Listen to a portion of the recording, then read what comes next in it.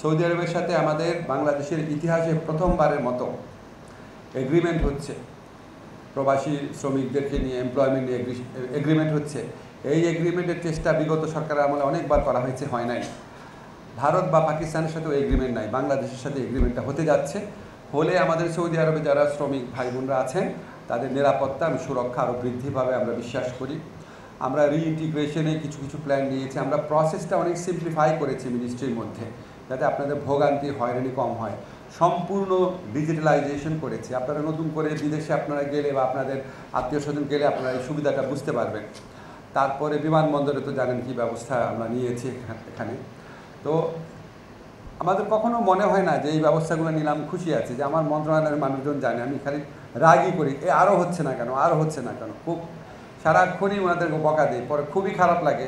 কিন্তু একটাই কারণ যে আরও তাড়াতাড়ি হচ্ছে না কেন, আরও হচ্ছে না কেন। এবং ওনারাও আইন মন্ত্রণালয়, যেমন ওনারাও এই মন্ত্রণালয়ে ওনারা শুক্রবার অফিস করেছেন, শনিবার অফিস করেন, মাঝে মাঝে যখন বলি এসে অফিস করেন।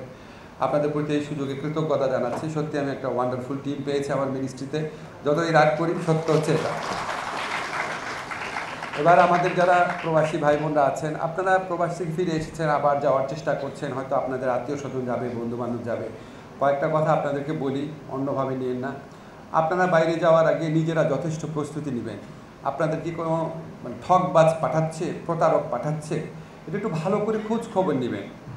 এত ইয়ে হয়ে যায় না, একদম এত ডেসপারেট হয়ে যায় না যে কোনো খোঁজ খবর নিলাম না, বিদেশে পা দেওয়া মাত্র একটা বেহেশত পাবেন না, মোটেও না, প্রশ্নই আসে না। এই সরকারের দায়িত্ব নেওয়ার পর সমস্ত শ্রমিকদের জীবনযাত্রা দেখেছি। আমি আপনাদের আগে বলেছি, আবারও বলি, সৌদি আরবে এমন অবস্থাও দেখেছি বাংলাদেশের সবচেয়ে খারাপ বস্তিতেও মানুষজনের চেয়ে ভালো থাকে। এত খারাপ জীবন, 8 লক্ষ 9 লক্ষ টাকা খরচ করে যাওয়ার পরে। আপনারা জানেন আমি মিথ্যা কথা বলছি না। কাজে ভালো মতো খোঁজ খবর নিয়ে যান, এত ডেসপারেট হয়ে যায় না। আপনার যদি 10 লক্ষ টাকা থাকে বিদেশে যাওয়ার মতো, 10 লক্ষ টাকা দিয়ে বহু বিজনেস বাংলাদেশে করা যায়। আমার ড্রাইভার এই 7-8 বছর যাওয়া আমার ড্রাইভার, সে বলছে সে আর চাকরি করবে না, বিয়ে করেছে বলে চাকরি করবে না। আমি কেন? বলে বিজনেস করবো। আপনার তোমার কত টাকা আছে বিজনেস করবা? বলে আমার 15,000 টাকা আছে। বলে 15,000 টাকা বিজনেস হবে? বলে অবশ্যই হবে স্যার, আমি খালি ঠেলে নেওয়ার একটা জিনিস বানাবো, বাসার মধ্যে খাবার বানাবো। আমার কত টাকা লাভ হবে? বলে ডেইলি 1,000 টাকা। আমি বলি তুমি শিওর? বলে স্যার আমি তো করোনার আগে করতাম ব্যবসা। আমি আপনাদের সত্যিকার ঘটনা বলছি।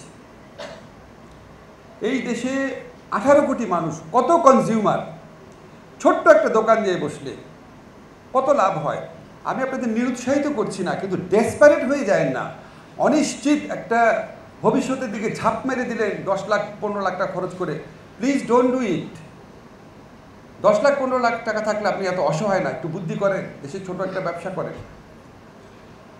সেকেন্ড কথা হচ্ছে, যারা বাইরে যাচ্ছেন আপনাদের কাছে স্বনির্বন্ধ অনুরোধ, যারা আমাদের প্রবাসী শ্রমিক ভাই বোনরা আছেন তাদের মধ্যে 99%ই ভালো মানুষ, ঠিকমতো কাজ করেন। বাকি 1% সেখানে অনেক ধরনের ঘটনার জন্ম দেয়, যেটার জন্য 99%-এর অনেক কষ্ট হয়, এবং ওই দেশগুলোতে লোক পাঠাতে আমাদের আরও কষ্ট হয়। আমি আর লুৎফে ভাই যখন মালয়েশিয়ার স্বরাষ্ট্রমন্ত্রীর সাথে আলাপ করছিলাম যে সব দেশের জন্য হচ্ছে মাল্টিপল ভিসা, আমাদের জন্য কেন ওয়ান ওয়ে, একটা একক ভিসা কেন, মাল্টিপল ভিসা না কেন? পরে ওনাদের অফিসিয়ালদের সাথে আমরা কথা বলে জানলাম যে যখন আপনার আগে ওই যে ম্যানুয়াল ভিসা টাইপের ছিল, পাসপোর্ট ছিল না আগে, তো ওই পাসপোর্টে সব গলা কাটা পাসপোর্ট করে বাংলাদেশের মানুষজন মালয়েশিয়াতে চলে যেত। এটা এত বেশি ছিল, অন্য কোনো দেশকে এটা করে নাই, সব দেশকে শ্রমিকরা পেত মাল্টিপল ভিসা। আর আমাদের দিচ্ছে না মাল্টিপল না, একবার ঢুকতে পারবা, বেরো আসটা ঢুকতে পারবা না। কেন? আমাদের এটা কি সবচেয়ে বেশি লোক গলা কাটা পাসপোর্ট নিয়ে গিয়ে চলে গেছে ওখানে।